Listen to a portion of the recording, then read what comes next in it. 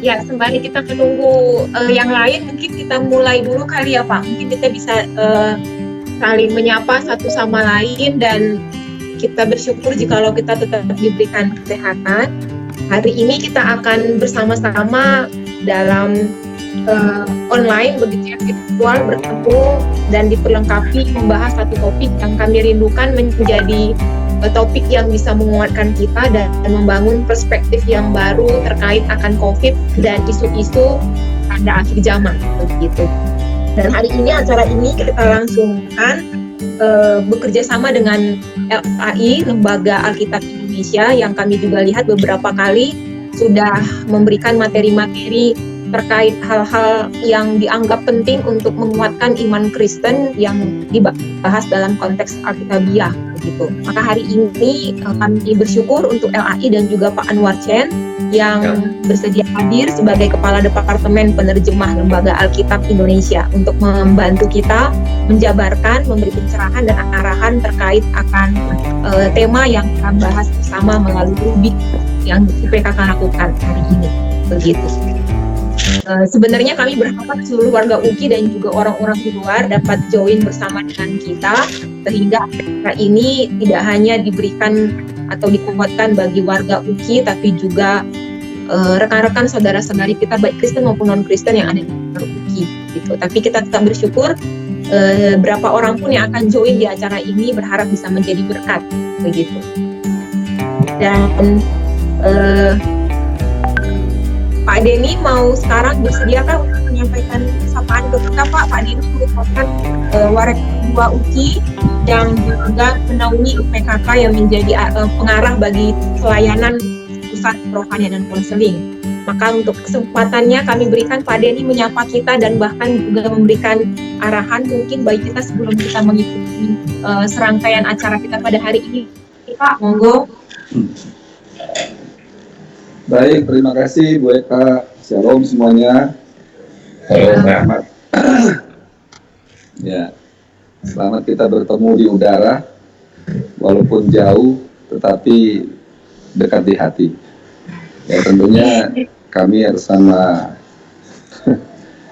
Rektor Universitas Indonesia mengucapkan banyak terima kasih bahwa kegiatan-kegiatan ini terus dilakukan oleh UPKK dalam rangka kita selalu lebih dekat dengan Tuhan, kita selalu mengandalkan Tuhan, dan tentunya pada kesempatan ini kami berterima kasih banyak kepada Lembaga Alkitab Indonesia yang dalam hal ini Bapak Pendeta Anwar Chen PhD yang akan menjadi pembicara. Beliau Kepala Departemen Penerjemahan Lembaga Alkitab Indonesia, LAI. Selamat kita bertemu Pak Pendeta Anwar. Ya. Dan tema yang akan dibawakan pada kesempatan ini suatu tema yang bagi orang percaya ini membahagiakan, tetapi banyak orang akan menjadi takut juga ini.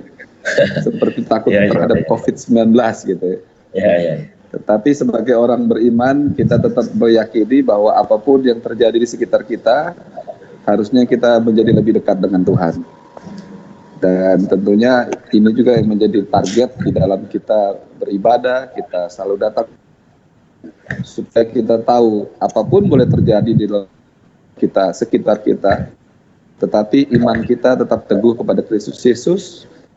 Kita tetap mengimani, meyakini selalu ada jalan keluar Tuhan Yesus. Apakah ini merupakan tanda-tanda akhir zaman? Apakah ini merupakan waktu yang misteri yang tidak ada yang tahu? Tanda-tanda tentunya serahkan kepada ahli, dan sebagai orang percaya kita hanya mengimani bahwa bersama Kristus kita tenang karena kita sudah mendapatkan tempat yang indah di sorga ya. Oleh karena itu kami mengucapkan banyak terima kasih kepada semua pihak yang sudah menyelenggarakan acara ini. Biarlah akhirnya melalui semua ini hanya nama Tuhan saja yang kita puji, kita muliakan dan kita agungkan. Karena hanya Kristus Yesus yang layak menerimanya. Selamat, terima kasih, dan saya boleh ucapkan selamat beribadah. Tuhan Yesus memberkati. Shalom. Shalom, Pak. Terima kasih. sih. Ya. Dan sebelum kita masuk ke acara kita pada hari ini, ada beberapa hal yang hendak kami sampaikan. Setiap kita yang akan bergabung dalam, kami mohon maaf jikalau mungkin nanti suara semua akan kami mute supaya kita dapat fokus mendengar arahan pembicara. Dan jikalau ada pertanyaan yang sekiranya kita hendak tanyakan, kami meminta bisa nanti ada waktu untuk live langsung atau kita by chat di kolom chat dari Teams-nya kita, begitu. Jadi Bapak Ibu saudara-saudari yang sudah ada pertanyaan bisa melalui kolom chat yang ada di Teams kita, Bapak Ibu tinggal klik nanti diperkecil kolom dari layar kita, lalu nanti masuk ke chat dan setiap pertanyaan Bapak Ibu bisa tanyakan langsung. Dan pertanyaan-pertanyaan yang kami rasa memang mengacu dalam topik kita pada hari ini, itulah yang akan kita bahas bersama. Jadi memang kami berharap materi ini bisa meneguhkan kita dan menguatkan kita, dan berharap kita juga sama interaktif, dan kami akan mencoba untuk akhirnya ini tidak membosankan. Nanti ada materi yang disampaikan oleh Pak Anwar, kita berikan waktu break untuk juga kita bertanya dan saling berjawab begitu. Itu arahan kami untuk hal ini. Dan kita juga akan melihat satu tampilan sebelum kita masuk, karena acara ini bekerja sama dengan Lembaga Alkitab Indonesia, maka akan ada video yang kita akan tampilkan untuk juga menjadi media pengenalan kita akan Lembaga Alkitab untuk lebih dekat lagi. Tim mohon untuk menampilkan tayangan video yang dari LAI yang telah dikirimkan.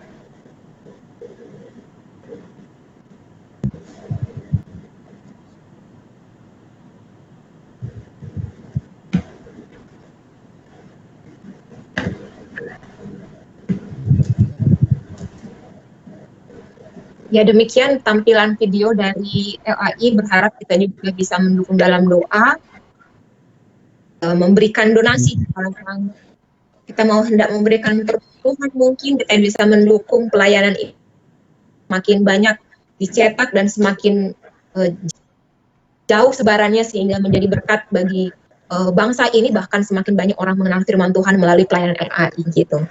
Dan kita akan masuk dalam rangkaian acara kita, siapkan hati kita dan kita mengundang Allah bekerja, walaupun mungkin kondisi kita virtual, jarak jauh begitu ya, harus melihat tampilan melalui layar handphone ataupun laptop kita masing-masing. Imani Tuhan akan berbicara melalui setiap pribadi yang Tuhan sudah siapkan untuk menghantar kita mempelajari satu tujuan yang akan Tuhan sampaikan kepada kita siang hari. Untuk doa pembuka, maka saya minta kesediaan Kak Serdi untuk memimpin kita di dalam doa. Aku persilahkan. Bapa di surga, terima kasih untuk hari ini, untuk segala kebaikan dan kasih setia Tuhan dalam kehidupan kami. Terima kasih untuk kesempatan yang Tuhan berikan bagi kami untuk kami boleh kembali berkumpul walaupun lewat udara. Dan kami akan kembali belajar akan firman dan kebenaran-Mu. Kiranya Tuhan yang boleh berkati kami, Tuhan juga yang boleh memimpin jalannya ibadah ataupun diskusi ini ya Bapak.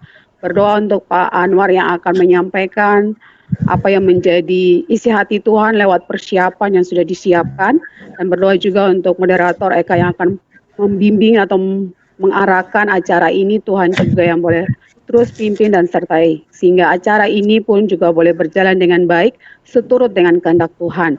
Berdoa juga untuk jaringan internet ya Tuhan, kiranya Tuhan juga yang boleh menjamah sehingga semua proses ibadah ataupun kegiatan hari ini pun juga boleh berjalan sesuai dengan kehendak Tuhan. Terima kasih ya Tuhan, kami berdoa untuk teman-teman kami ataupun rekan-rekan kami yang belum hadir. Kiranya Tuhan juga boleh ingatkan mereka untuk bisa bergabung bersama kami. Inilah doa kami Bapa, di dalam nama Tuhan Yesus kami berdoa mengucap syukur. Amin.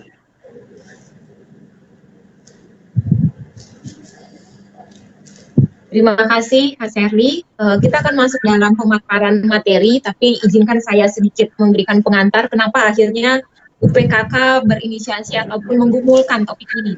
Ya, mengingat pandemi virus corona COVID-19 secara global telah memicu perdebatan seputar akhir zaman, begitu ya, banyak isu-isu, fenomena-fenomena yang kami dengar. Bahkan beberapa kali ada orang yang bertanya kepada UPKK sebagai lembaga kerohanian UKI, menanyakan apakah ini wabah yang Tuhan izinkan atau ini penghukuman atau bahkan ini tanda akhir zaman begitu.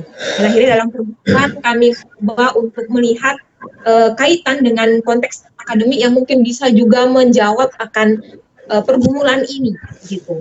Dan kalaupun isu-isu akhir zaman ataupun dalam doktrin sering kita sebut dengan isu ekskatologis begitu ya, banyak membuat orang semakin bingung dan bahkan berdebat. Dan kami lihat ketika kami mencari informasi ternyata tidak hanya orang-orang Kristen begitu, banyak agama-agama lain pun ternyata mengkaitkan antara wabah hampir 2 bulan di Indonesia terjadi, dan bahkan kalau kita hitung dari Wuhan per Desember mungkin sudah hampir 6 bulan, dan hampir kalau kami baca 1/4 penduduk dunia itu kehilangan nyawa begitu, dan hampir 1.400 per hari itu ada korban yang terjangkit, dan ini menjadi kekhawatiran secara global. Maka dalam perspektif iman Kristen kita akan belajar bersama bagaimana kita menanggapinya dan bagaimana cara kita memiliki perspektif yang benar berdasarkan konteks Alkitab menyikapi isu-isu akan tanda akhir zaman dari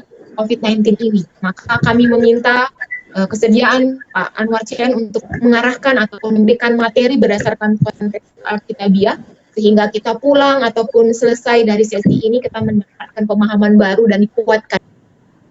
Sebagai pengantar sebelum kita masuk kepada materi yang akan disampaikan oleh Pak Anwar, kenapa isu ini kami anggap penting untuk kita buka bersama dan kita bahas bersama melalui warga UKI, karena memang kita mendengar pandemi virus corona COVID-19 ini sudah mengglobal, bahkan dari Wuhan bulan Desember dan sampai dengan bulan ini mungkin sudah 6 bulan, di Indonesia mungkin baru 2 bulan beberapa hari begitu, tapi isu-isu ini sudah menghantar kita untuk mendengar fenomena-fenomena bahwa ini adalah tanda dari akhir zaman dan akan selesai nih begitu. Dan bahkan banyak orang-orang yang mulai memprediksi hal-hal yang mungkin saja menggoncang iman kita.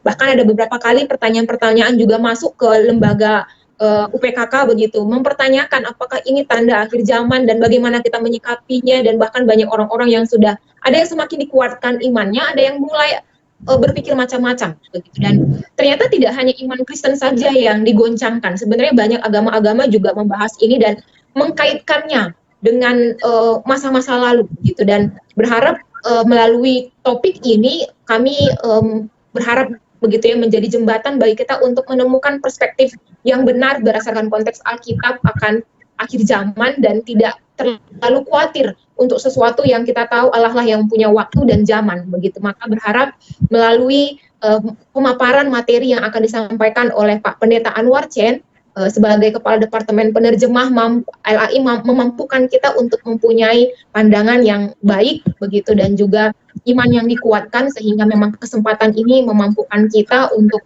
semakin melihat kondisi zaman ini dengan cara Allah menghendaki kita melihatnya, begitu. Itu yang kita harapkan. Dan dalam nanti Pak Chen akan menyampaikan materi, mungkin akan ada waktu break buat kita juga saling bertanya, dan Pak Anwar akan menjawab. Demikian arahan acara kita hari ini, dan setiap pertanyaan kami mohon mengisi ataupun menanyanya melalui kolom chat di Teamsia kita, sehingga memang kami tim nanti dapat melihat pertanyaan-pertanyaan yang dapat kita ajukan bersama kepada Pak Chen, begitu. Untuk waktu kami serahkan kepada Pak Chen untuk menyampaikan materi kepada kita. Terima kasih. Ya, terima kasih Ibu. Saya akan share dulu layar saya kepada kita semua. Baik, terima kasih banyak atas undangan ini, di mana saya bisa sedikit berbagi tentang akhir zaman, ya. Dan tentu pertanyaan ini adalah pertanyaan yang sangat relevan, karena memang gejala-gejala terakhir ini membuat kita sebenarnya bukan hanya cemas, ya, tapi sampai ke sudah titik guncang, saya pikir guncang, ya. Sejak Januari semuanya berjalan dengan baik, barangkali kita sudah mempunyai rencana-rencana, kan begitu.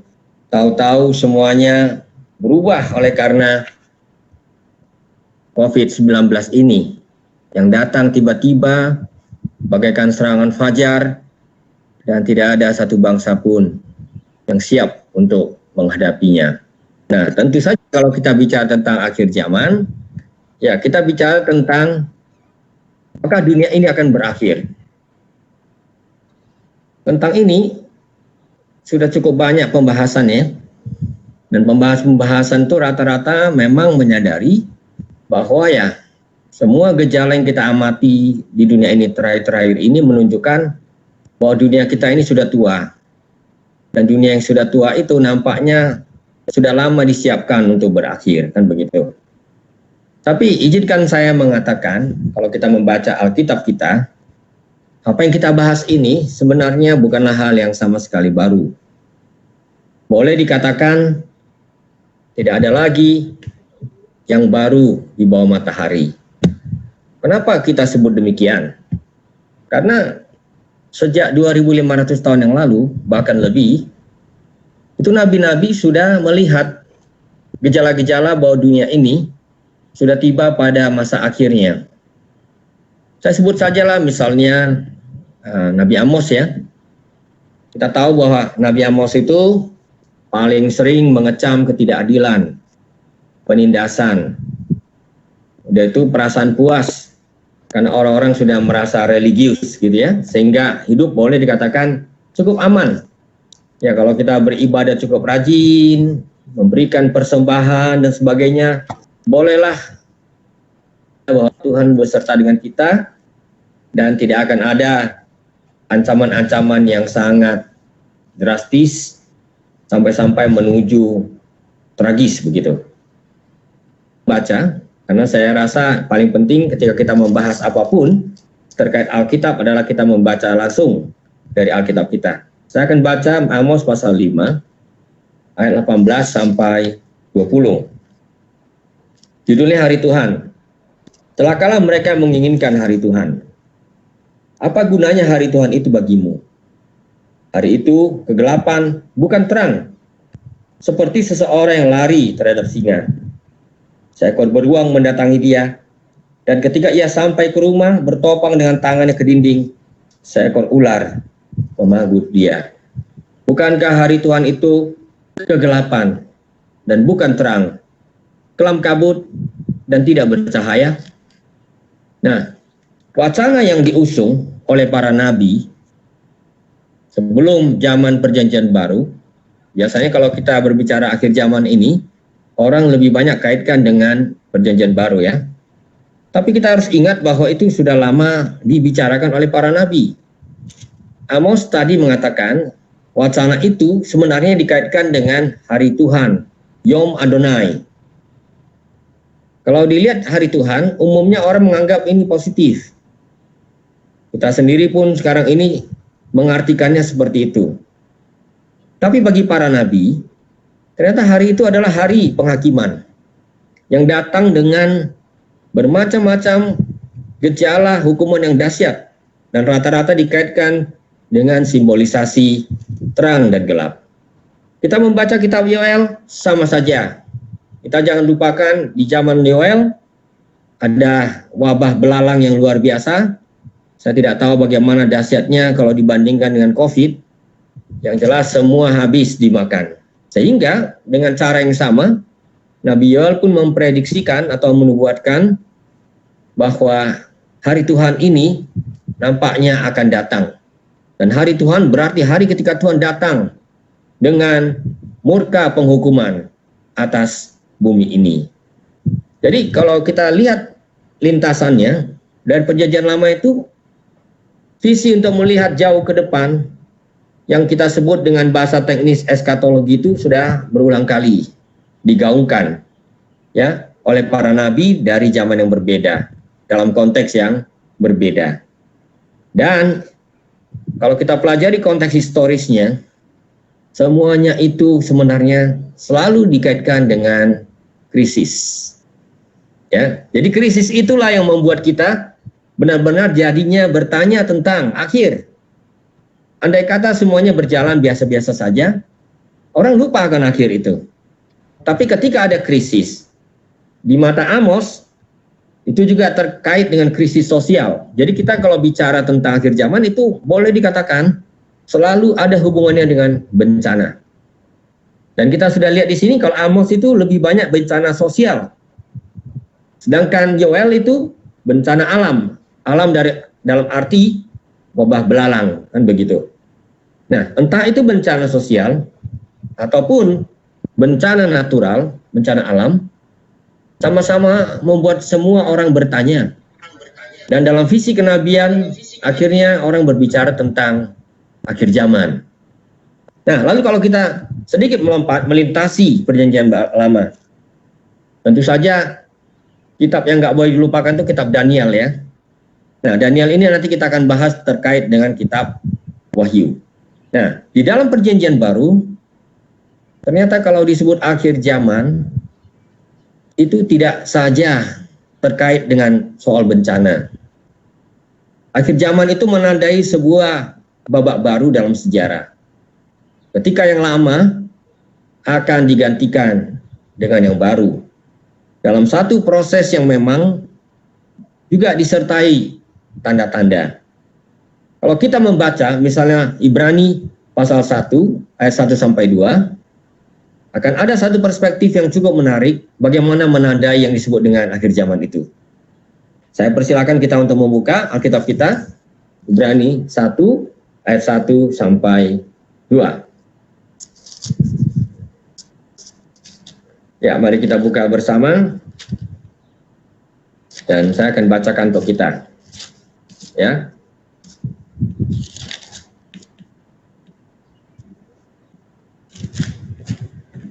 Setelah pada zaman dahulu, Allah berulang kali dalam pelbagai cara berbicara kepada nenek moyang kita dengan perantara nabi-nabi, maka pada zaman akhir ini, Ia telah berbicara kepada kita dengan perantaraan anaknya yang telah Ia tetapkan sebagai yang berhak menerima segala yang ada. Oleh Dia Allah telah menjadikan alam semesta. Jadi rupanya penanda akhir zaman itu bukan saja bahwa berbagai bencana sekitar kita sedang terjadi. Dalam perspektif perjanjian baru, babak baru itu ternyata dimulai ketika Kristus hadir dan mewartakan kerajaan Allah kepada kita. Jadi itu sudah lama berlangsung. Kalau kita sebutlah itu sebagai semacam garis membatas, surat Ibrani tadi menunjukkan pada kita ketika Tuhan menyatakan dirinya lewat anaknya, Ibrani pasal 1 tadi, nah itu sudah mulai itu yang kita sebut sebagai kita berada di zaman akhir, atau yang lebih populer kita sebut dengan akhir zaman. Nah, situ dia.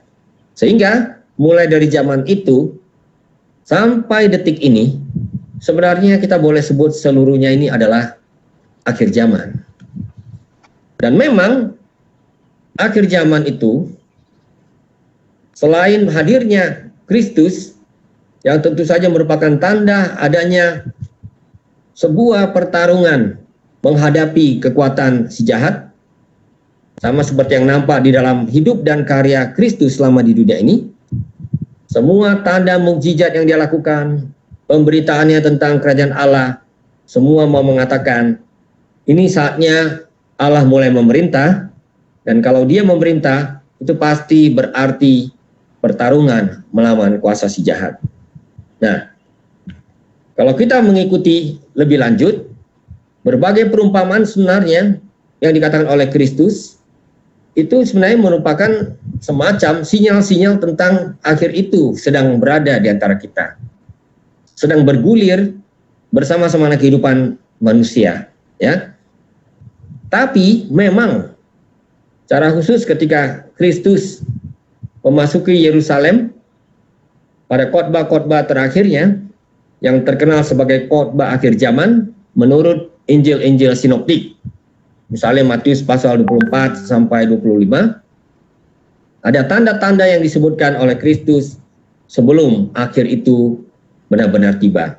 Dan kebanyakan tanda-tanda itu menunjukkan bahwa proses menjelang akhir itu adalah proses yang memang menimbulkan banyak siksaan, kesusahan, kesengsaraan. Di antara lain, kalau kita membaca kitab Matius pasal 24, yang pertama disebutkan adalah perang. Lalu timbul pertanyaan selalu dalam hati kita kan, kalau disebut perang, kapan sebenarnya ini tidak pernah terjadi dalam sejarah manusia? Mulai dari zaman Yesus, sebelumnya, terus menerus tak ada habis-habisnya sampai zaman kita, sebenarnya peperangan terus menerus terjadi. Kalau tidak perang fisik, minimal perang dagang, seperti yang kita saksikan akhir-akhir ini. Dan perang dagang juga tidak kalah serunya, karena itu juga menelan korban-korbannya, termasuk orang-orang yang hidup dari bisnis-bisnis yang dijalankan oleh adik kuasa ekonomi ini. Jadi kita lihat ya, perang itu ternyata adalah tanda-tanda akhir zaman yang sudah dibuatkan oleh Yesus Kristus. Lalu apalagi? Munculnya para nabi palsu. Saya rasa kalau kita melihat apa yang bergulir saat ini, terutama bagi kita yang sering mengikuti media sosial, rajin belajar dari YouTube, rasa-rasanya inilah zaman ketika berbagai ajaran itu tinggal di-upload saja ke dalam media sosial. Dan orang tidak bisa memilah-milah karena kalau ya pembicara itu cukup meyakinkan, apa saja yang diajarkan kelihatan benar. Ya. Bahkan ketika dia menggunakan Alkitab. Nah, ini juga sebuah ironi. Alkitab pun bisa digunakan untuk tujuan-tujuan yang palsu. Jadi ya betul, ini zaman ketika banyak nabi-nabi palsu muncul, orang-orang yang terkesan memberitakan firman Tuhan, tapi motifnya motif palsu. Dan juga menarik sekali, Matius pasal 24 menunjukkan, itu bukan hanya kejadian-kejadian dahsyat di alam ini. Kalau kasih manusia menjadi dingin, nah itu juga adalah sebuah tanda. Mari kita jujur bertanya, apakah memang kasih manusia itu tidak menjadi dingin?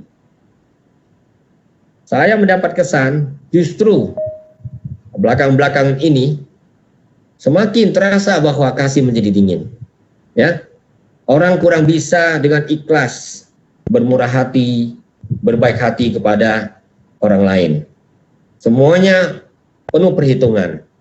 Dan bahkan di dalam keluarga-keluarga pun, seperti yang sekarang dilaporkan pada saat pandemi ini, kasih yang paling wajar yang mestinya nampak di tengah-tengah keluarga pun kelihatannya betul-betul menjadi dingin. Sebagian bukan jadi dingin lagi, panas dingin. Kenapa?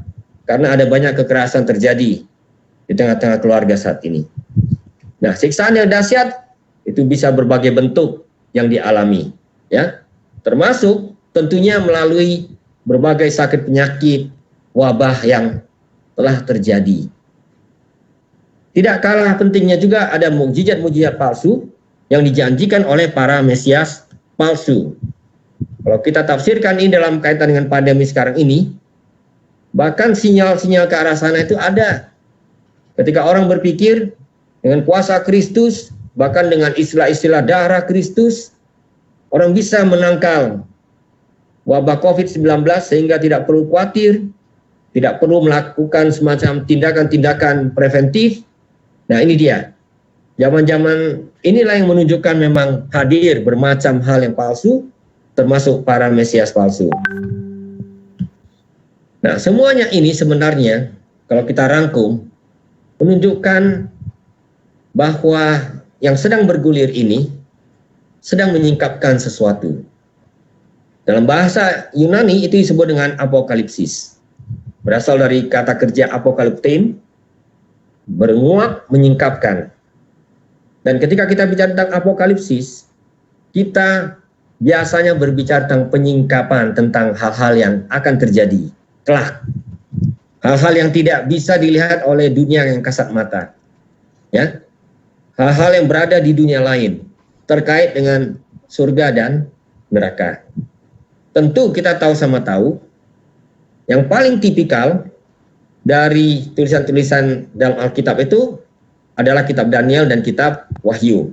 Kitab Daniel dalam Perjanjian Lama sudah menunjukkan pada kita bahwa berbagai peristiwa dahsyat itu menunjukkan bahwa Tuhan sedang intervensi.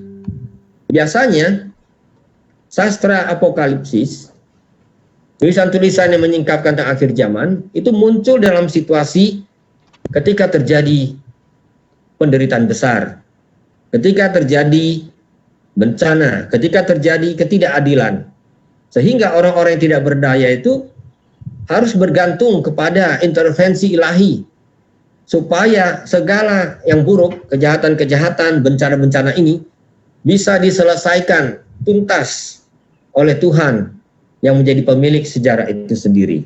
Dan ini yang kita saksikan antara lain. Saya kira paling tipikal itu dalam kitab Wahyu. Nah, mari kita lihat unsur-unsur pandangan apokalipsis ini. Ada satu keyakinan bahwa zaman ini dikuasai oleh iblis. Mungkin ibu bapak pernah dengar, saya sendiri pernah ditanya orang baru-baru ini, apakah COVID-19 ini bukan alat iblis ini? Saya rasa pertanyaan itu jangan-jangan cukup populer ya, apakah ini bukan alat iblis ini? Saya katakan kepada yang bertanya itu, bisa ya, bisa tidak. Tergantung pada apa yang menjadi tujuannya. Karena manusia, kita tahu Petrus pun bisa menjadi alat iblis. Itu murid Yesus loh. Itu lingkaran inti Yesus. Yesus pernah katakan, menyalah engkau hai iblis, yang karena kau pikirkan itu bukan pikiran Allah, tapi pikiran manusia.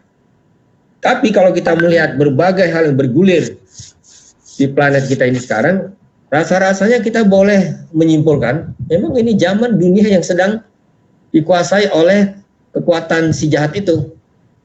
Nah, meskipun demikian, dalam pengharapan orang-orang percaya, itu sejak zaman perjanjian baru sampai sekarang, tak pernah berhenti-hentinya.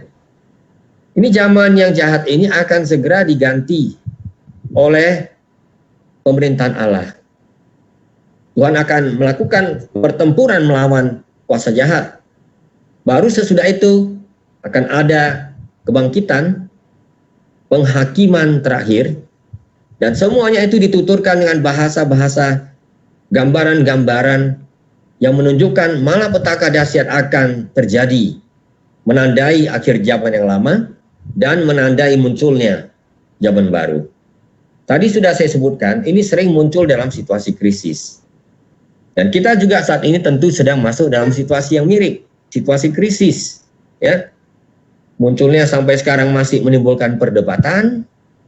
Ya, apakah itu dari laboratorium, dari pasar tradisional, gitu ya? Apakah ini suatu konspirasi? Bermacam-macam teori sedang terjadi. Tapi semuanya menunjukkan pada kita, bukan blame game itu yang paling penting, bahwa kita merasakan ada sesuatu yang membuat kita semua kewalahan tanpa kecuali. Bangsa-bangsa yang terbelakang sampai yang paling depan sama mengalami itu. Nah, kita lihat dalam kitab Daniel yang ditulis kira-kira dari abad ke-22 sebelum Masehi, itu ditulis pada zaman krisis karena penganiayaan terhadap orang Yahudi. Ketika kita merasa tidak berdaya, seperti umat Tuhan pada waktu itu yang jumlahnya kecil, harus berhadapan dengan kekuatan adik kuasa, tentu saja harapan terakhir itu adalah intervensi islahi yang sifatnya berskala universal. Tidak hanya terbatas pada Israel, Palestina, tapi seluruh dunia. Dan oleh sebab itulah, ketika krisis seperti wabah ini, kesannya kan global sekali. Efeknya berantai, gak henti-hentinya gitu. Kita pikir ada satu negara yang akan aman sepenuhnya. Ternyata begitu ada satu orang kena, hampir bisa dipastikan itu akan terus merebak, menyebar kemana-mana. Dan ini yang menimbulkan kesan gejala skala universal itu. Dan itulah sebabnya wajar orang bertanya, apakah memang COVID-19 ini bukan justru menunjukkan sungguh-sungguh akhir zaman itu rasa-rasanya sudah tinggal selangkah. Nah, izinkan saya menggambarkan konteksnya sedikit. Karena hari ini kita akan lebih zoom in ke kitab terakhir ini yang banyak bicara soal bencana. Tentu ini tidak kebetulan, ya. Banyak ahli mengatakan ini terjadi kira-kira di akhir abad pertama, yaitu di zaman Kaisar Domitianus. Kalau kita rentetan kaisar yang memerintah saat itu, kita lihat rata-rata itu memang brutal. Rata-rata mengandalkan kekuatan untuk menghabisi, mengandalkan pertumpahan darah. Rata-rata seperti itu. Sehingga wajar perasaan krisis, tidak berdaya, ketergantungan pada intervensi ilahi itu benar-benar urgen gitu ya, genting sekali. Dan itu juga dilatar belakangi oleh beberapa peristiwa. Kita jangan pernah lupa ya, gempa bumi biasanya membuat orang lagi-lagi bertanya soal akhir zaman. Di daerah yang pas berada dalam ring fire, ya kan? Lingkaran api gunung berapi tersebut, seperti negara kita, saya rasa itu sudah langganan. Dan oleh karena itu sebenarnya wajar sekali di Indonesia ini pertanyaan-pertanyaan tentang akhir zaman itu akan bakal muncul ketika bencana-bencana besar terjadi. Menarik kalau itu banjir, orang masih mau ya cari penyebabnya. Karena banjir itu memang sering adalah akibat ulah manusia. Tapi kalau itu menyangkut gempa bumi, nggak ada yang bisa dilakukan oleh manusia. Itu adalah lempengan yang bergerak, entah kita mau atau tidak mau. Nah, itu bukan satu-satunya gejala. Ini juga menyangkut bencana sosial, bencana politik. Ketika seorang kaisar yang gila bernama Nero membakar kota. Jadi kan orang Kristen obor-obor menyala di taman-taman di kota Roma itu. Dan ini akhirnya bunuh diri. Tentu saja bagi orang Yahudi, tanda-tanda itu semakin dekat bagi mereka ketika bait suci yang mereka andalkan sebagai simbol kehadiran Allah itu habis dilululantakkan oleh tentara kafir, tanda kutip, yaitu tentara Romawi. Dan lagi-lagi tak lama kemudian ada gunung yang meletus. Diikuti lagi oleh bencana kelaparan. Lengkaplah sudah penderitaan. Nah, jadi rentetan peristiwa itu mau tidak mau membuat orang kemudian menatap ke depan, menunggu penyingkapan ilahi, apokalipsis tadi, untuk melihat bagaimana Tuhan berkarya di tengah-tengah dunia kita ini. Ternyata yang banyak ditandai dengan bermacam-macam gejala peristiwa yang mengguncangkan. Nah, kita perhatikan bahwa ternyata struktur kitab seperti apokaliptik ini mau menunjukkan pada kita bahwa apapun potret yang terjadi, kita jangan pernah lupakan ini terkait dengan simbolisasi. Jadi kalau kita membaca Alkitab, meskipun tadi dikatakan ada gejala alam, misalnya matahari dan bulan menjadi gelap dan sebagainya, semuanya tetap terpulang kepada simbolisasi yang ditentukan oleh makna-makna di balik angka-angka. Kitab Wahyu misalnya sangat memanfaatkan angka 7. Di situ lihat ada 7 materai, ada 7 sangkakala, ada 7 surat kepada jemaat-jemaat, ada 7 gambaran tentang keselamatan. Dan itu mengatakan saat genapnya semuanya ini sudah tiba. Semuanya ini adalah sebuah plan yang rapi, ya, yang punya makna penting. Karena angka 7 adalah angka sakral. Lihat, begitu juga tentang penyingkapan berikutnya, 7 cawan murka, 7 malapetaka. Ya, itulah sebabnya kalau kita membaca gambaran-gambaran seperti ini, apalagi disertai dengan frame 7 tersebut, kita memang mengakui kita nggak bisa terlalu harfiah mengartikan semua tanda yang diberikan oleh kitab-kitab yang bernada apokaliptis ini. Sebenarnya ada pengulangan-pengulangan. Materai, cawan, penyingkapan malapetaka, itu sebenarnya pengulangan-pengulangan. Itu bukan suatu urutan kronologis yang bisa dipelajari seakan-akan yang satu menuntun kepada yang lain. Tentu dalam penglihatan Yohanes di Pulau Patmos, pengulangan dari bencana-bencana yang disertai dengan simbol 7 ini mau menggarisbawahi urgensinya. Ya, biasanya pengulangan itu berarti urgensi di dalam Alkitab kita. Bahwa memang sedang terjadi pertempuran dahsyat menuju saat yang terakhir tadi. Kalau ini disebut sebagai akhir zaman, kita masih menunggu hari terakhir itu, hari penentuan bagi semuanya. Di mana Tuhan dengan lawannya sedang bertarung habis-habisan. Nah, tentu saja yang paling relevan bagi kita saat ini tentang pernyataan COVID itu simbolisasi yang dihadirkan oleh kuda hijau. Wahyu pasal 6 ayat 9. Izinkan saya membacakannya untuk kita. Ini paling terasa ini. Ya. Saya akan bacakan dulu untuk kita. Dan ketika anak domba itu membuka meterai yang keempat, aku mendengar suara makhluk yang keempat berkata, "Mari." Dan aku melihat sesungguhnya ada seekor kuda hijau kuning. Dan orang yang menungganginya bernama Maut. Dan kerajaan maut mengikutinya. Dan kepada mereka diberikan kuasa atas 1/4 dari bumi. Untuk membunuh dengan pedang, dan dengan kelaparan dan sampar, dan dengan binatang-binatang buas yang di bumi.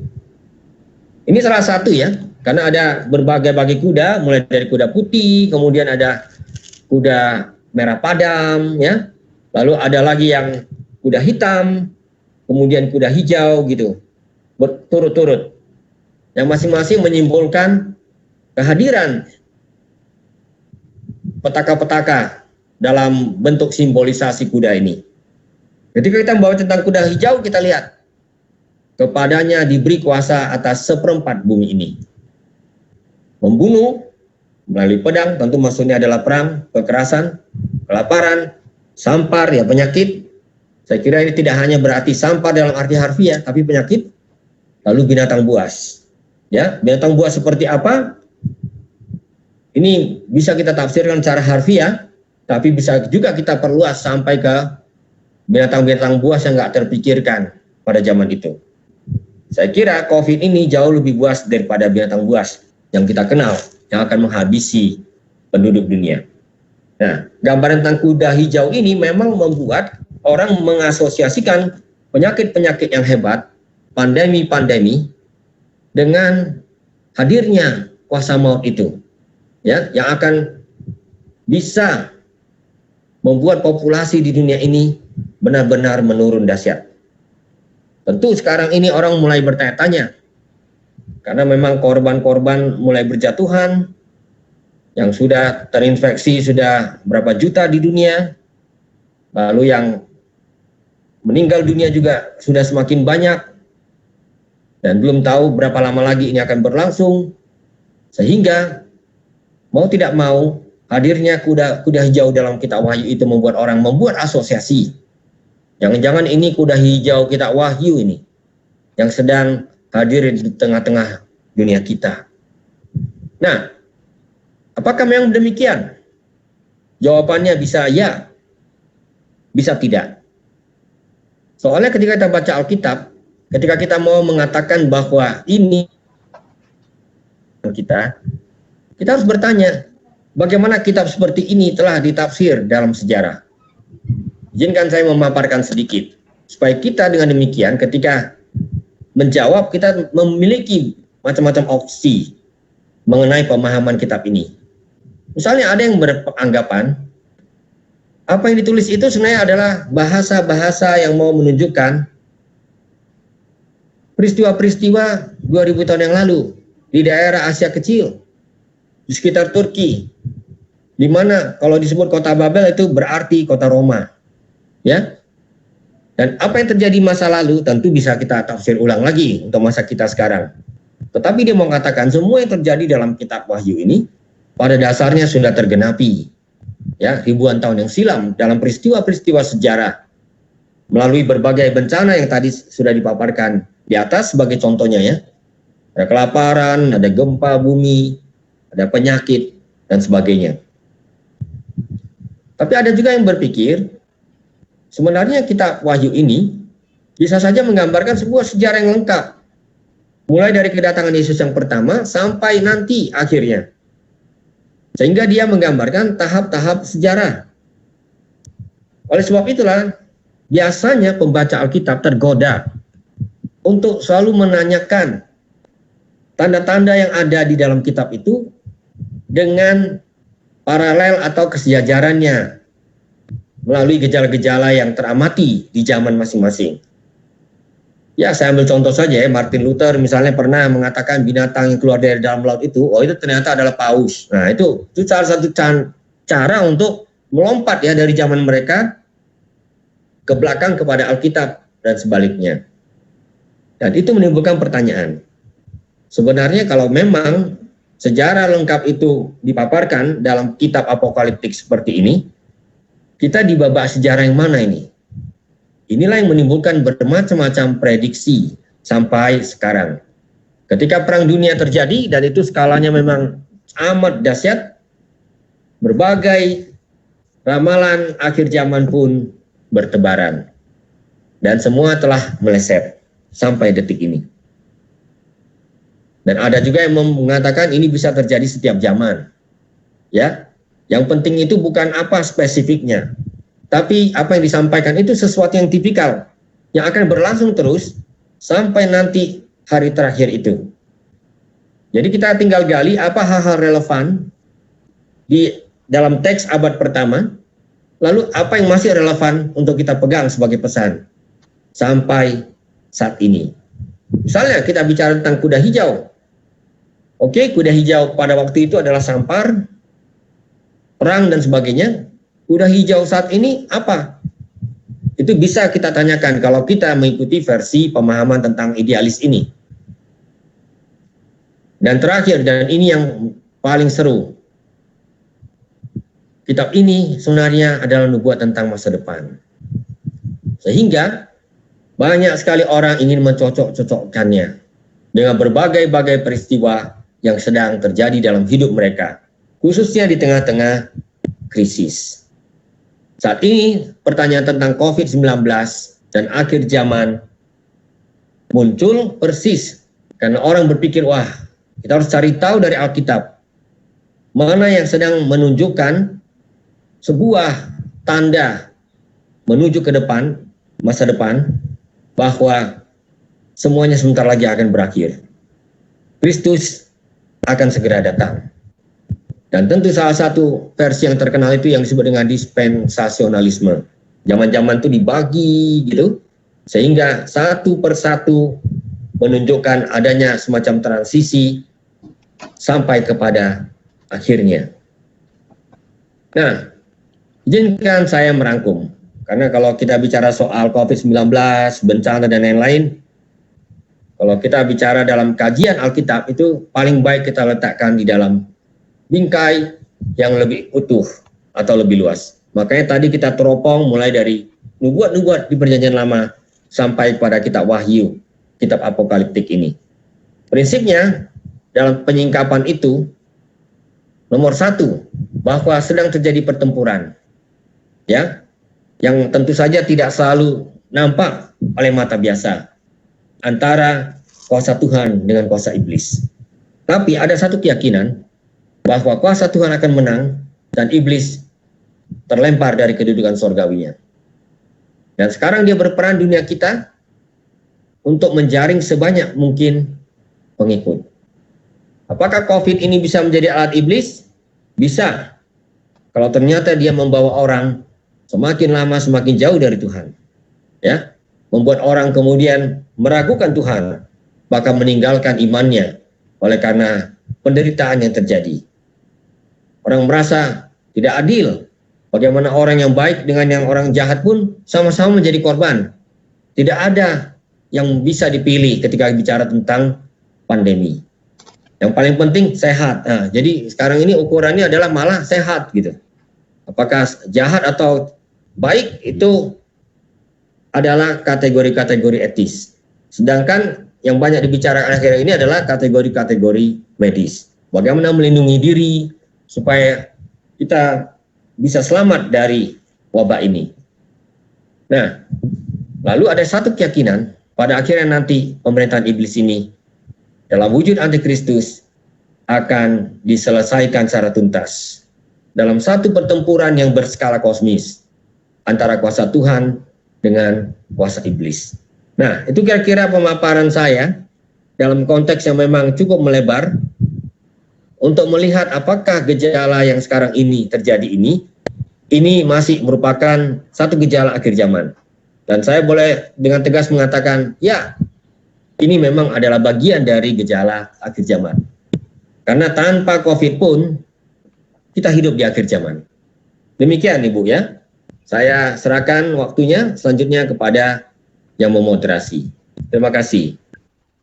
Oke, terima kasih Pak. Demikian mungkin pemaparan dari Pak Anwar Chen. Dari kita mungkin ada yang bertanya akan materi yang sudah disampaikan. Kami meminta kesediaan kita bisa mungkin langsung angkat suara kalau memang mau langsung live atau mau chat begitu ya. Tapi kalau memang bisa sih kami sarankan kita lebih kepada aktifkan suara saja supaya memang kita juga bisa melihat siapa yang bertanya begitu. Ada hal menarik yang sembari menunggu yang lain mungkin hendak mengajukan pertanyaan. Ada hal yang menarik yang saya juga bisa pelajari bersama melalui pemaparan materi beliau, bahwa memang sebenarnya ya sekarang menuju kepada akhir zaman begitu. Tanda-tandanya yang ditunjukkan sebenarnya tidak lah hal-hal yang spektakuler, yang besar, tapi banyak hal-hal dan dari perjanjian lama pun itu sudah dinyatakan begitu. Maka saya mau bertanya juga kepada Pak Anwar, atau dari kita ada yang mau bertanya terlebih dahulu sebelum saya mengajukan pertanyaan?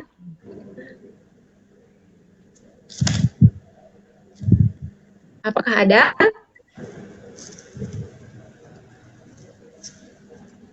Oke, kalau tidak ada, saya mau bertanya satu bagian ini sih Pak, sering sekali dinyatakan begitu. Apa perbedaan akhir zaman dengan zaman akhir? Begitu, karena memang ada orang-orang menyatakan kalau memang ini dalam perjalanan menuju akhir zaman, lalu apa itu zaman akhir? Mungkin Pak Anwar bisa membantu kita juga yang mungkin juga bertanya di antara rekan-rekan begitu. Ya, jadi akhir zaman ya artinya ya kita sedang menuju akhir, kan gitu. Ya kan, kita berada pada periode di mana antara sekarang sampai nanti akhir itulah akhir dari zaman. Ya, kalau kita bisa sebut zaman akhir ya sebenarnya zamannya ini memang zaman akhir. Sebenarnya itu ada overlap yang sangat besar antara kedua istilah itu. Walaupun istilah akhir zaman itu lebih sering digunakan ketimbang zaman akhir. Sebenarnya sinonim. Ya, ini zaman akhir, ya betul. Karena inilah zaman yang ujung sebelum nanti semuanya berakhir, kan begitu. Tapi ini juga adalah akhir dari perguliran zaman, lintasan zaman itu. Ya, saya kira kalau menyangkut semantiknya nggak jauh beda itu. Lalu kembali saya mau bertanya Pak, apakah ada urutan untuk menuju kepada akhir zaman kalau begitu? Ya, itu yang memang selalu menimbulkan tanda tanya bagi orang kan. Ada orang yang bahkan rajin menghitung-hitung angka-angka yang ada di dalam Alkitab, kan gitu. Saya pernah sendiri disuguhkan oleh angka-angka itu dan saya cukup kagum ya dengan ketelitiannya gitu. Dihitung gitu, hitung ke belakang dari kitab Wahyu, terus diurut sampai kitab Kejadian. Untuk bisa memprediksi di bagian mana kita ini sekarang berada, kan gitu. Ya. Jadi Alkitab itu dijadikan semacam peta perjalanan zaman menuju akhir tadi, itu kan gitu. Nah, apakah ini satu ya cara yang relevan, mengingat Alkitab kita itu tidak runut ditulis. Alkitab kita ini sebenarnya ada semacam struktur, tapi ada banyak bagian yang acak yang tidak disusun secara kronologis. Sehingga kalau kita mau petakan zaman demi zaman seperti yang dilakukan oleh dispensasionalisme, ya itu akhirnya nanti membuat kita jadi terjebak mengada-ngada. Ini banyak terjadi ini, dan sebagian memang kelihatan sangat rapi. Ya, izinkan saya untuk sedikit memaparkan kita, misalnya melalui sebuah pandangan yang disebut dengan dispensasionalisme tadi, supaya kita punya sedikit gambaran ya. Ya. Nah, jadi ada satu keyakinan, misalnya 7 jemaat dalam kitab Wahyu tadi itu disebut 7 zaman dalam sejarah, kan gitu. Nah, mulai dari penciptaan kan gitu, sampai nanti gereja akan mengalami apa yang disebut dengan kesusahan besar, tribulasi, 3,5 tahun. Nah, sesudah itu nanti janji tentang Israel akan digenapi. Artinya umat Israel akan kembali memperoleh tanah yang pernah hilang dari mereka. Dan ada orang yang memang begitu gigih untuk bisa mencocok-cocokkannya. Ini ilmu baru yang saya sebut cocokologi nih. Nah, sehingga gejala Israel politik sekarang itu dilihat sebagai juga bagian dari tanda akhir zaman itu. Nah, buktinya udah ada negara Israel, kan gitu. Sehingga mereka sangat Zionis Kristiani.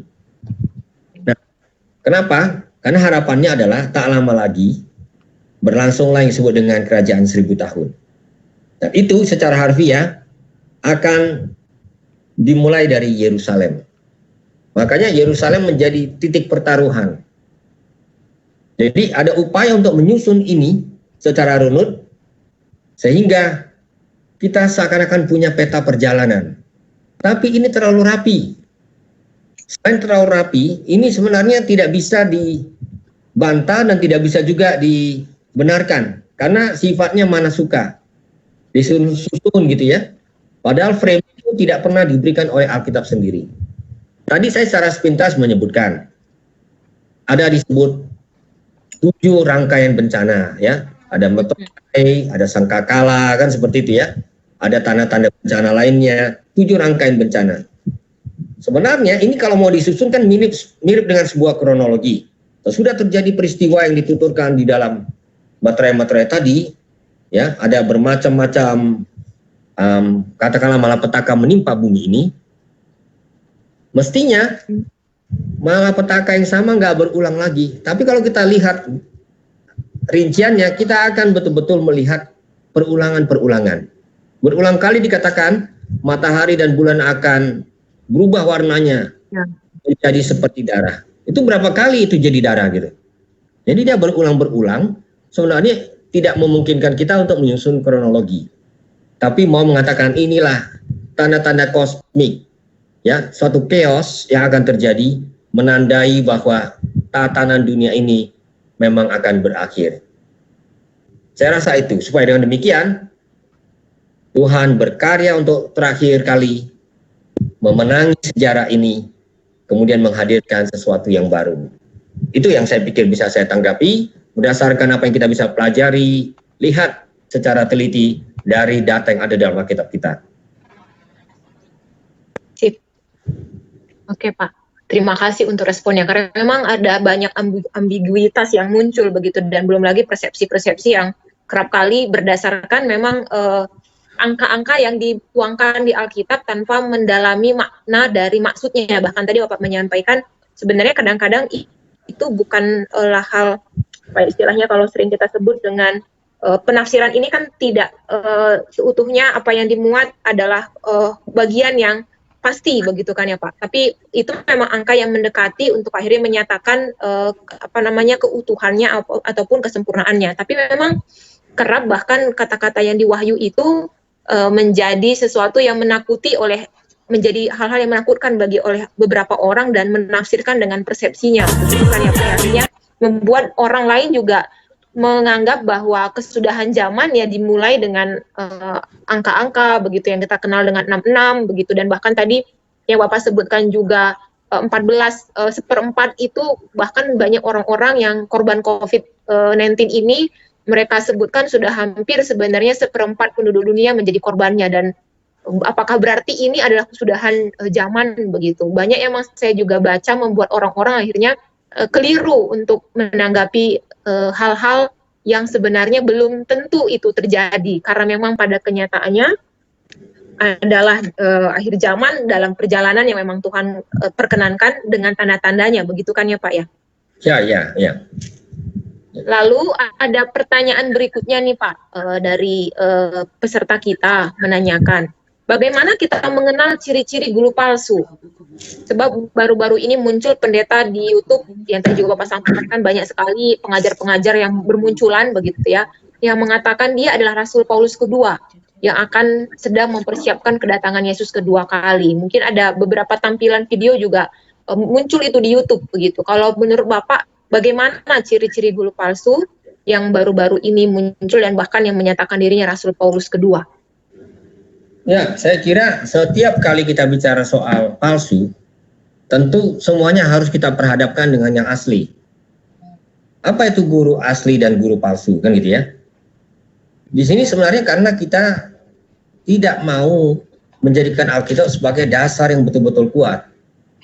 Salah satu cara untuk menyaring semuanya itu, kita jangan pernah lupakan salah satu ayat Alkitab yang sangat penting kita pegang adalah 1 Tesalonika 5:21. Ya kan? Ujilah segala sesuatu dan peganglah apa yang baik. Kan begitu. Setiap zaman akan menawarkan hal-hal baru, hal-hal menarik, ajaran-ajaran yang kelihatan bersumber langsung dari Tuhan. Ya, bahkan yang mengatasnamakan wahyu baru dari Tuhan. Itu nggak akan pernah berhenti dan manusia membutuhkan itu. Saya tadinya berpikir di negara-negara yang maju, orang-orangnya akan lebih banyak mengandalkan nalar. Sebagai orang yang pernah cukup lama tinggal di luar sana, saya pikir ya, misalnya orang Amerika tentu akan lebih rasional ketimbang orang Indonesia yang belum apa-apa, semua sudah main dunia-dunia roh gitu. Tapi ternyata tidak benar. Di sana pun rupanya psikologi manusia itu adalah pencarian akan transendensi. Apalagi dalam saat-saat dia merasa kebingungan, gamang, semua serba menakutkan, sepertinya nggak ada lagi yang bisa dipegang. Saat-saat seperti itu, kalau ada figur-figur yang bisa menghadirkan sugesti, yang bisa menunjukkan jalan ke depan, mereka akan rangkul karena kehilangan orientasi. Itulah ngerinya kalau bangsa-bangsa itu yang tadinya bahkan di dalam undang-undangnya pun melibatkan Tuhan, sekarang itu dibongkar oleh karena kepongahan akibat sekularisme. Betul, mereka nggak punya pijakan. Kita tahu sama tahu kalau orang tidak punya pijakan, pegangan, saat menderita ya akhirnya mengatakan nggak ada artinya semuanya ini. Sehingga dia memilih. Kalau tidak bunuh diri, dia bunuh orang lain. Kan begitu? Ya. Dia akan ikut orang-orang yang bisa menjanjikan tadi itu. Semacam kepastian. Di dalam Tuhan ada ini dan ada itu, dan bisa saja mereka menggunakan nama-nama nabi, ya, orang-orang yang secara imajinatif bisa menimbulkan kesan adanya pegangan. Jadi saya selalu mengajak orang ketika berhadapan dengan bermacam-macam ajaran itu, bahkan apa yang saya sampaikan saat ini, coba ukur berdasarkan Alkitab. Apakah ini ada dasarnya dalam Alkitab? Ya, apakah ini lolos ujian Alkitab? Kalau tidak, berani saya katakan, jangan percaya pada apapun yang dikatakan. Jadi tetap ukuran kita adalah firman yang sudah dikumpulkan ini. Memang kalau kita lihat dari segi jumlah dan isinya, jenisnya, ya tidak bicara segala hal. Tapi dasar-dasar yang ingin kita temukan ada di dalam Alkitab. Dan itu sudah lebih dari cukup untuk menuntun kita mengambil sikap. Jadi misalnya kalau ada orang bilang, oh saya sudah sampai ke langit ke-7. Jangan-jangan ada yang mengatakan sudah sampai ke langit ke-9. Saya bisa mengukur itu. Saya nggak punya pengalaman dan kita nggak mungkin bisa akses ke sana. Ini kan klaim. Tapi mari kita kembali kepada Alkitab. Ketika dia sampai ke sana katanya, dia pulang, dia bawa ajaran apa gitu. Ya, misalnya dikatakan, oh Tuhan ingin supaya kita bertobat loh, itu sudah dikatakan Alkitab. Saya nggak memerlukan semacam ajaran baru, itu sudah dikatakan lama oleh Alkitab, kan gitu. Kan COVID ini adalah alat dia untuk membuat orang kembali kepada dia. Boleh-boleh saja dia klaim begitu, tapi nggak ada yang bisa memverifikasi. Ya, yang jelas apapun itu, Alkitab sudah menunjukkan pada kita, ujian hidup itu memang bisa menjadi sebuah pesan supaya kita betul-betul bergantung kepada Kristus, ya, yang sedang bertarung tanda kutip di belakang layar sana, tapi di panggung sejarah manusia. Seperti itu saya melihatnya, ya. Ya, sehingga kita nggak punya semacam, ya katakanlah guideline, ya, tanda-tanda yang palsu 1, 2, 3, 4, 5. Saya rasa seperti itu yang kita inginkan. Tapi saya percaya kalau orang membaca Alkitab dan berusaha memaknai isinya itu, tidak cabut sana cabut sini, menghormati konteksnya, mencoba mencari tahu apa yang terjadi zaman itu, lalu melihat, oh adakah hal-hal yang sejajar yang bisa melintas zaman, saya yakin dia tidak akan sesat.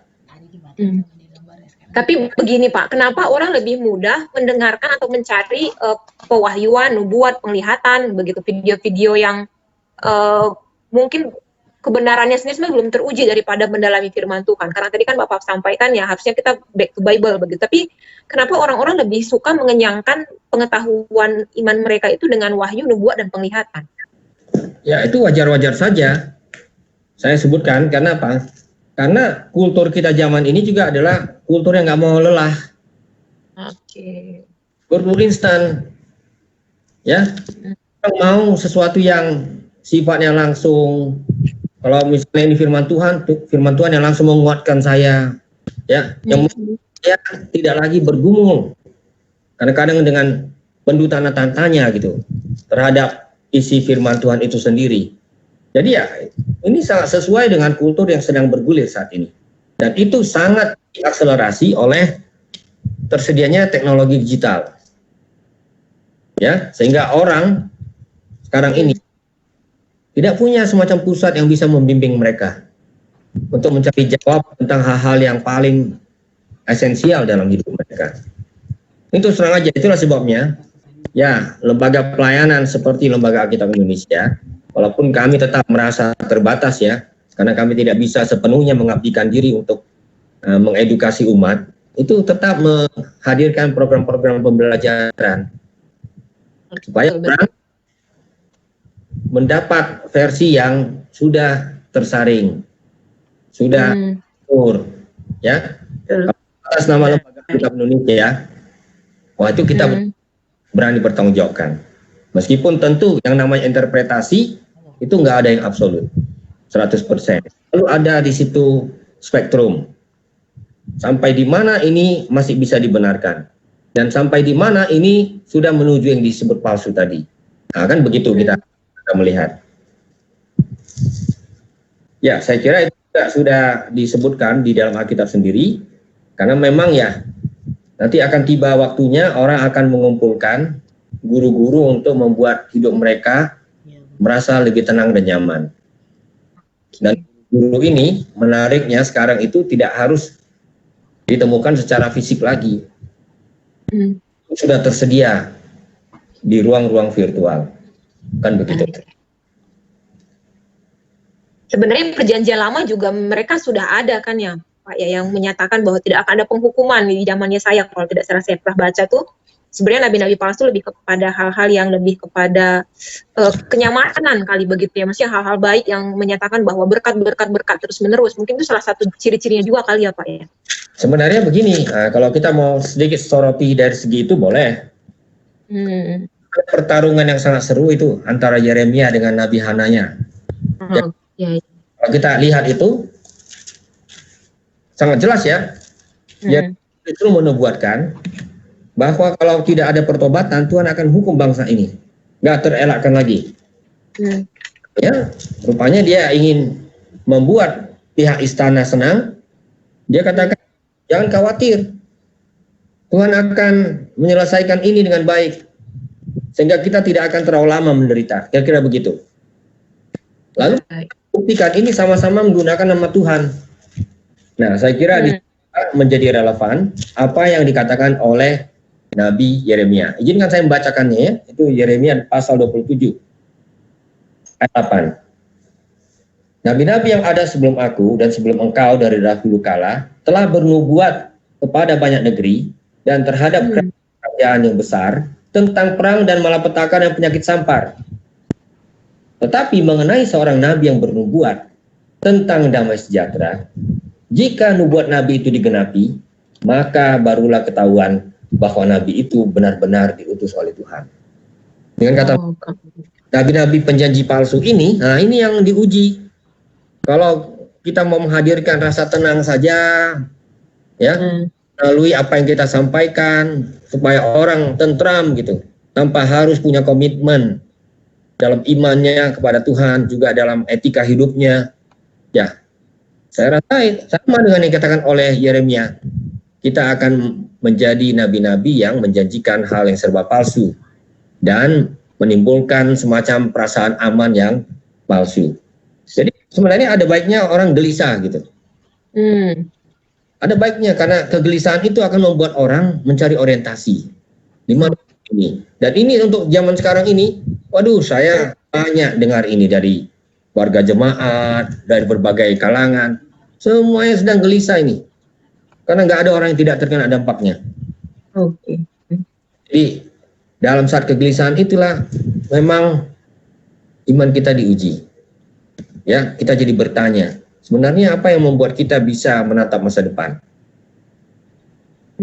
Bukan sejenis optimisme saja, tapi ini soal apa kompas saya untuk tetap bertahan di tengah-tengah situasi yang sulit. Baca sejarah ke belakang, kesan saya adalah kita nggak pernah sendirian dalam hal ini. Generasi orang percaya di berbagai zaman sudah melalui masa-masa yang nggak pernah terbayangkan oleh kita. Ya, peperangan yang menelan korban jutaan nyawa, wabah yang kalau dulu sekali merebak itu bisa sampai jutaan orang mati. Bukan hanya terinfeksi, jutaan orang mati. Karena belum ditemukan obatnya. Kolera dulu itu sudah sekali, sekarang orang anggap enteng. Dulu kalau jadi bisa habis satu kota. Ya, jadi hal seperti itu ya. Di setiap zaman diizinkan. Nah, kalau saya tafsir ini, setiap diizinkan wabah-wabah, malapetaka, dan itu memang membuat kita bertanya, siapa yang bisa menjadi sumber kekuatan di tengah situasi demikian. Jadi itu yang paling penting ketika kita menyikapi soal COVID. Oke, terima kasih Pak. Nanti masih ada satu pertanyaan yang sudah menunggu, cuman saya minta mungkin dari waktu kita juga sekitar tinggal 20 menit lagi sebenarnya, tapi jikalau ada penanya dari kita yang secara live mau bertanya, kami persilahkan, kami boleh nanti nyalakan mikrofonnya supaya kita dapat dengar bersama, mungkin begitu. Di antara kita mungkin ada yang mau bertanya langsung, dipersilahkan.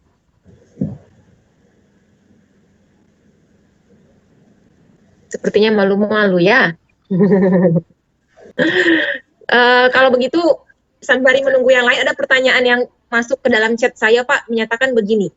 Penggunaan chip untuk mendeteksi para pasien atau mantan pasien COVID-19 ini di beberapa negara telah dikaitkan dengan angka 66 begitu dari Kitab Wahyu. Sebelumnya ada penggunaan chip untuk berbelanja. Apakah chip di tangan atau di dahi itu cocok dengan tafsiran angka 666 ini? Wah, menarik. Ya, ini pertanyaan yang cukup relevan. Izinkan saya mengatakan kepada kita, angka 66 yang sangat misterius itu sudah diberi muatan tafsiran yang amat beragam-ragam. Hampir-hampir tafsirannya sudah sewenang-wenang ya. Ada yang mengatakan ini adalah simbol dari satu sistem keuangan atau ekonomi ya yang akan menguasai bumi kita ini. Sehingga semua orang harus tunduk kepadanya. Ini sistem antikristus yang sedang ada. Itu ada ya. Ada yang mengaitkannya dengan produk-produk tertentu, termasuk juga kampanye-kampanye gelap untuk menjatuhkan perusahaan-perusahaan tertentu. Bahwa tertentu di dalam barcode mereka situ ada unsur 666. Pemasangan chips. Saya sendiri tidak tahu apa hubungannya, bagaimana mengaitkannya dengan angka 66 ini. Apakah memang chipsnya itu ada tanda 666 ini misalnya. Nah, saya mau memaparkan begini. Walaupun tafsirannya tidak mungkin lagi secara persis bisa kita peroleh, ada beberapa yang dapat kita pertimbangkan.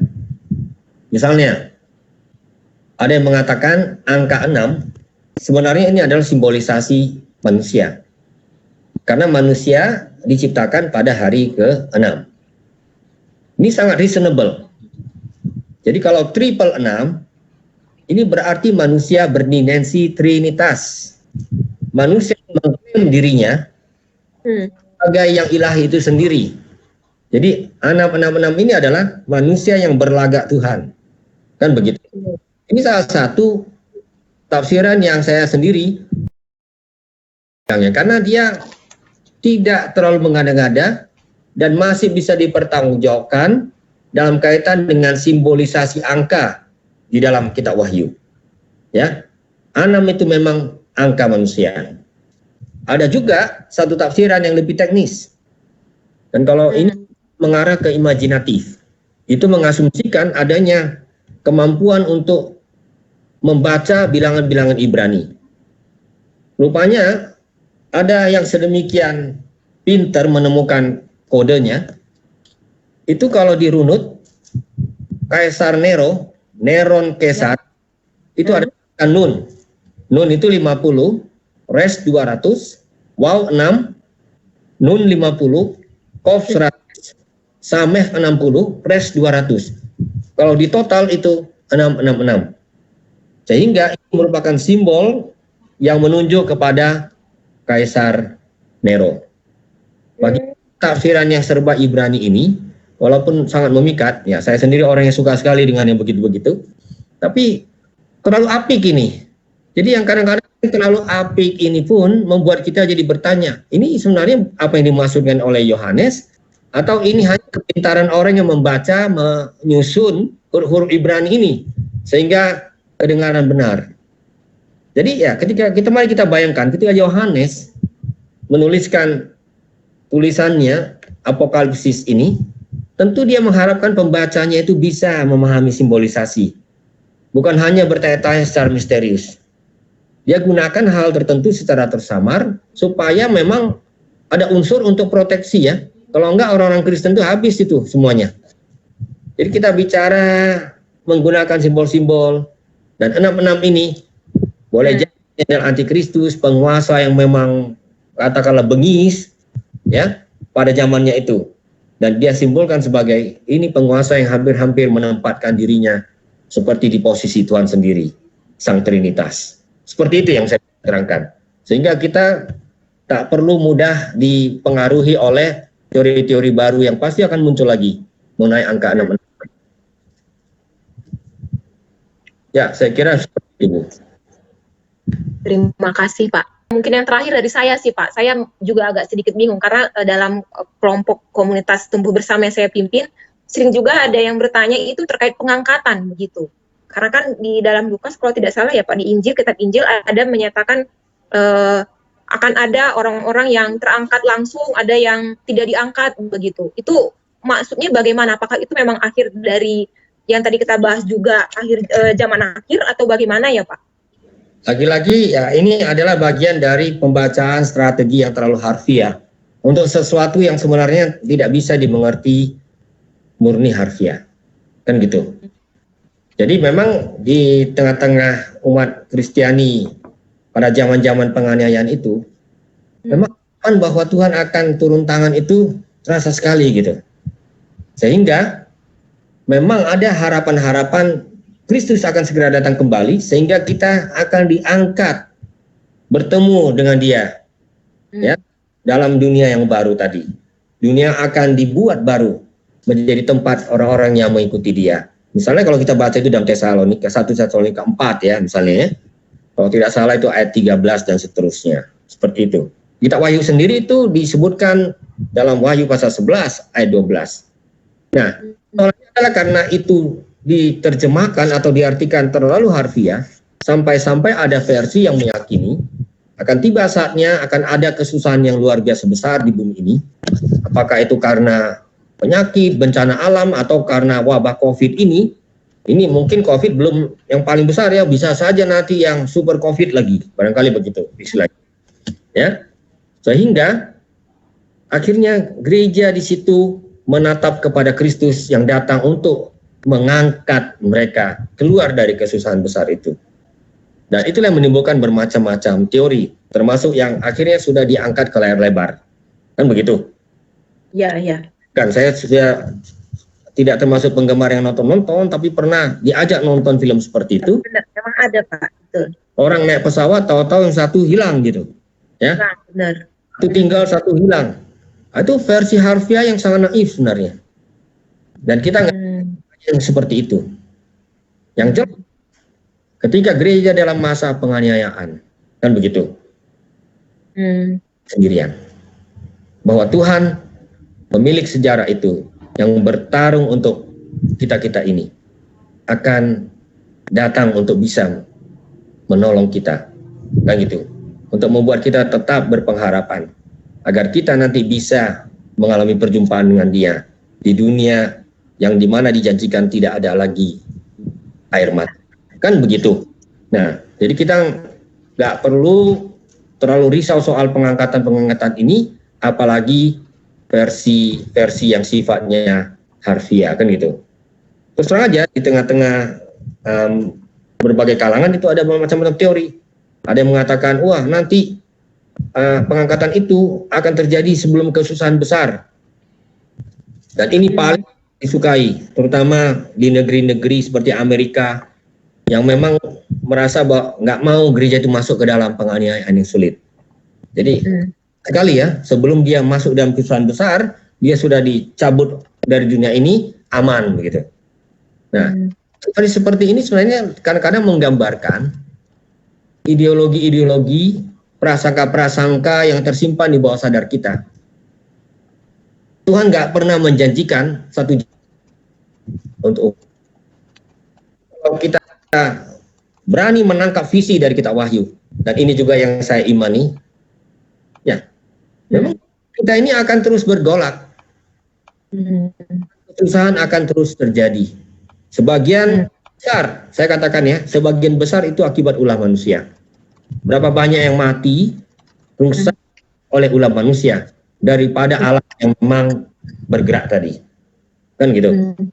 Nah, jadi kita memang dalam situasi seperti itu, kita termasuk generasi yang dalam satu kondisi turut menjadi saksi sejarah peristiwa besar ini, yang memang kalau tidak terhentikan itu memang dahsyat sekali akibatnya, dan sampai sekarang belum bisa dibayangkan seluruh implikasinya dalam skala yang paling besar. Mari kita berandai-andai, andai kata pandemi ini tidak pernah mencapai satu titik equilibrium di mana kita bisa menghadapinya dengan cara yang cukup strategis gitu. Bisa manusia. Karena apa? Hidup kita sudah terpasung oleh pandemi ini. Kita nggak hanya bicara soal tindakan medis. Tindakan medis itu salah satu yang sangat penting dan urgen. Tapi kita bicara tentang ya situasi-situasi yang diakibatkannya. Pendidikan tidak berjalan, bisnis semua hampir tenggelam begitu ya. Kemudian benar Pak. Sebenarnya. Jadi ya kita betul-betul belum sampai skala fullnya pun kita sudah melihat akibatnya. Jadi itulah yang membuat kita di masa seperti ini membaca kitab-kitab apokaliptik. Kita nggak hanya mengharapkan intervensi Tuhan tiba-tiba gitu, seperti mau mencabut kita dari masalah hidup ini. Tapi kita diajak untuk melihat pertarungan ini belum selesai. Tapi kepada kita tetapkan semacam jendela melalui kitab-kitab seperti kitab Wahyu. Jangan khawatir, dia tetap pemenang. Jadi kita mari ikut dia, gitu istilahnya. Apapun yang terjadi, mari kita ikut dia. Supaya kita dan sampai akhir. Itu saya kira pesan yang termasuk salah satu yang paling esensial dari apa yang sedang terjadi ini, dan juga apa yang bisa dikatakan oleh kitab suci, Alkitab, firman Tuhan kita kepada kita dalam situasi ini. Oke, terima kasih Pak. Mungkin saya dapat menyimpulkan begitu ya, dan mungkin berharap pertemuan ini menjadi penguat iman kita bagi setiap kita yang hadir secara online dalam acara kita pada siang hari ini. Belajar bahwa dari kondisi COVID-19 merupakan memang peristiwa yang Tuhan kehendaki, bukan perkiraan-perkiraan manusia dengan kalkulasi-kalkulasinya begitu ya. Karena memang dalam kondisi ini bahkan kita dikuatkan untuk semakin mendalami akan iman kita kepada Tuhan. Dan ada 2 poin yang saya dapat simpulkan dari pertemuan kita hari ini, menyatakan bahwa Alkitab sama sekali tidak pernah menyatakan kita untuk mencari tahu kapan tanggal peristiwa begitu ya persisnya kedatangan Yesus yang kedua kali begitu. Maka teruslah kita belajar, kita dekatkan diri kepada Tuhan. Maka yang kedua, kita sama sekali tidak pernah memberikan petunjuk bagaimana cara menentukan kapan kedatangan Yesus kedua kali ataupun akhir zaman tadi. Maka mari kita bersama-sama berjaga-jaga, bersiap sedia, karena dalam Matius 24 ayat 36 sampai 44 mungkin kita bisa baca bersama. Nanti saya bacakan buat kita dari Matius 24 ayat yang ke-44 saja yang saya akan bacakan, maaf 42 sampai dengan 44 begitu ya. Berharap kita juga sudah melihat masing-masing. Sebenarnya Matius 24 ayat 36 sampai dengan 44, tapi saya akan baca dari ayat 42 sampai dengan 44. Bunyinya begini, karena itu berjaga-jagalah sebab kamu tidak tahu pada hari mana Tuhanmu datang. Tapi ketahuilah hal ini, jika tuan rumah tahu pada waktu mana pada malam hari pencuri akan datang, sudahlah pasti ia berjaga-jaga dan tidak akan membiarkan rumahnya dibongkar. Sebab itu hendaklah kamu juga siap sedia karena anak manusia datang pada saat yang tidak kamu duga. Jadi mari kita berjaga-jaga, bersiap-siap, bahkan kegelisahan begitu ya. Kondisi pandemik ini membuat kita khawatir, tapi semakin dekat dengan Tuhan. Dan tadi Pak Anwar Chan juga menyatakan bahwa setiap zaman Tuhan izinkan akan ada hal-hal yang mungkin menggoncang iman kita, peristiwa-peristiwa yang membuat kita menjadi orang-orang yang penuh khawatir. Tapi itu Tuhan izinkan untuk kita semakin kuat bergantung kepada Tuhan. Maka mari iman kita terus kita lekatkan kepada Tuhan, bukan kepada kondisi yang membuat kita gamang, khawatir.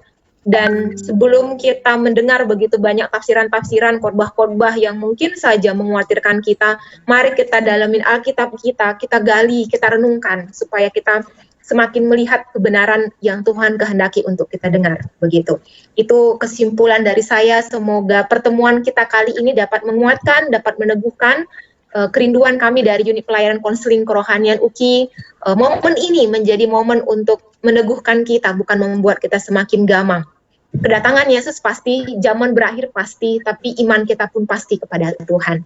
Hanya itu yang dapat saya sampaikan. Mungkin Pak Anwar bisa, saya minta mohon kesediaannya menutup kita dalam doa, mengakhiri acara kita pada kali ini, dan saya mohon mungkin videonya ditampilkan Pak, supaya yang tadi muncul di akhir bisa melihat wajah Pak Anwar begitu.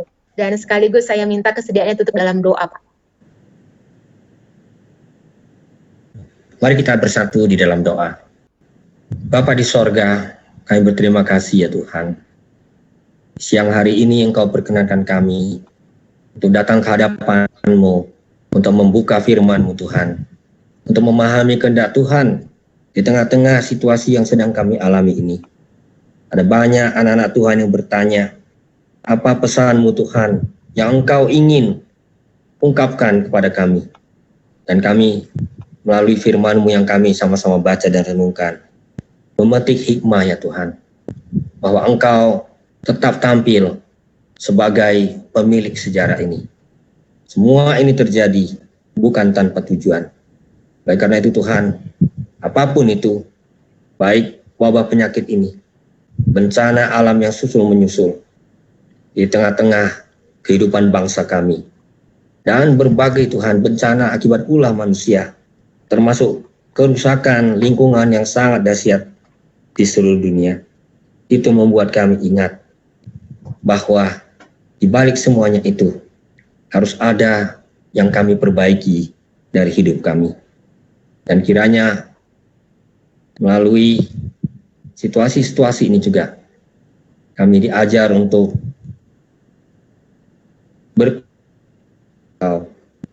meyakini bahwa di balik pertarungan sejarah ini kuasa-Mu akan menang Tuhan. Dan izinkan kami untuk bersama dengan Engkau turut Tuhan berjuang di tengah-tengah dunia ini, di tengah-tengah situasi pandemi ini juga. Kalaupun kami khawatir, ini semuanya Engkau mengerti Tuhan, bahwa kami manusia-manusia yang fana dan terbatas. Karena itu kami sungguh mengharapkan agar Tuhan menjadi sandaran bagi kami. Pakailah kami juga Tuhan, untuk tidak hanya melihat diri kami sendiri, tapi melihat orang lain, melihat korban-korban, dan turut Tuhan tergerak untuk berbagi dengan mereka. Kiranya Tuhan memakai cara khusus komunitas umat Tuhan di UKI, agar Tuhan tetap memberkati mereka, memberikan kesempatan bagi mereka menjadi salah satu pusat studi yang menawarkan, menyebarkan nilai-nilai iman dan pengharapan, sebagaimana kami bisa pelajari dari Alkitab kami. Terima kasih untuk waktu bersama ini ya Tuhan. Kiranya ini tidak hanya memuaskan keingintahuan kami, tapi ini terutama menjadi sebuah jalan bagi kami untuk sungguh-sungguh menghayati persekutuan yang saling menguatkan di dalam Engkau.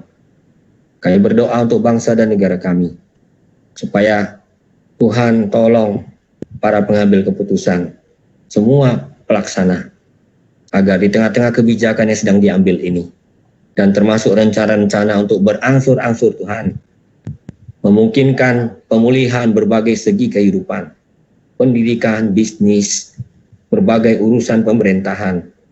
Kiranya Tuhan tetap turut campur tangan, supaya kami Tuhan dapat menatap masa depan bersama dan keluar dari pandemi ini sebagai salah satu bangsa yang mensyukuri pertolongan dan karya Tuhan. Terima kasih Bapa, kami percayakan hari-hari ke depan ini ke dalam tangan pemeliharaan-Mu. Di dalam nama Kristus Yesus kami berdoa. Amin. Saya minta waktu, terima kasih Pak, saya minta waktu kita 2 menit saja, ada sedikit informasi sebelum kita akhir dari ya, kembali menyampaikan kepada kita, acara kita ini berlangsung atas kerjasama antara unit pelayanan kerohanian dan konseling UKI dan juga Lembaga Alkitab Indonesia. Dan kalau saudara-saudari, Bapak Ibu hendak mendapatkan materi-materi yang juga sedang dibahas oleh LAI dapat masuk ke Indonesia, karena yang saya ketahui LAI juga mengupayakan materi-materi yang berkualitas untuk akhirnya diperdengarkan, benar kan ya Pak ya, bagi seluruh Indonesia begitu. Dan ada QR code juga ataupun link nanti kami bisa sharingkan yang Bapak Ibu bisa lihat untuk join dengan LAI begitu. Jadi memang kami rindu Lembaga Alkitab Indonesia juga dapat terus diperdengarkan, disuarakan, sehingga kita tidak hanya tahu bahwa produk LAI hanya Alkitab begitu, tapi juga ada banyak konten-konten yang bisa menguatkan iman kita. Lalu yang kedua adalah kami minta kesediaan kita juga mengisi form evaluasi rubrik atau ruang bincang iman Kristen yang diselenggarakan oleh UPKK hari ini. Karena masukan Bapak Ibu saudara-saudari terkasih akan menjadi evaluasi bagi kami untuk melangsungkan kegiatan kita berikutnya. Karena jikalau kita tahu sebenarnya minggu ini adalah minggu pendalaman Alkitab yang setiap bulan kita adakan di unit fakultas kita masing-masing. Namun nuansanya berbeda karena kita berada di rumah, karena stay at home begitu ya. WF kami akhirnya mencoba membuat sesuatu yang bisa tetap menguatkan iman kita bersama. Maka kami mohon form evaluasi ini dapat diisi sehingga menjadi masukan buat kami, baik itu terkait teknis maupun materi ke depan. Itu saja yang dapat kami sampaikan. Kami sekali lagi mengucapkan terima kasih untuk kesediaan Bapak Ibu yang berkenan hadir dalam acara online kita virtual pada siang hari ini dengan satu harapan, kita terus beriman kepada Allah memelihara hidup kita, yang menumbuhkan kita dan yang menguatkan kita di tengah-tengah begitu banyak pergumulan di masa pandemik ini. Inilah akhir dari pertemuan kita hari ini. Terima kasih dan shalom, selamat sukacita dan selamat terus berkarya bagi Tuhan. Dan berharap dalam waktu yang tidak terlalu lama kita dapat berkumpul kembali di Universitas Kristen Indonesia. Sampai bertemu, Tuhan Yesus memberkati. Ya, sama-sama, Tuhan Yesus memberkati. Oke Pak, thank you Pak. Ya, sama-sama.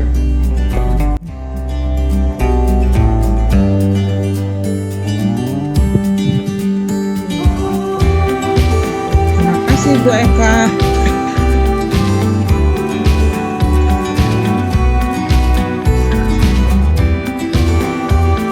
Terima kasih juga Bu Eka dan Pak Pendeta Anwar, Tuhan berkati.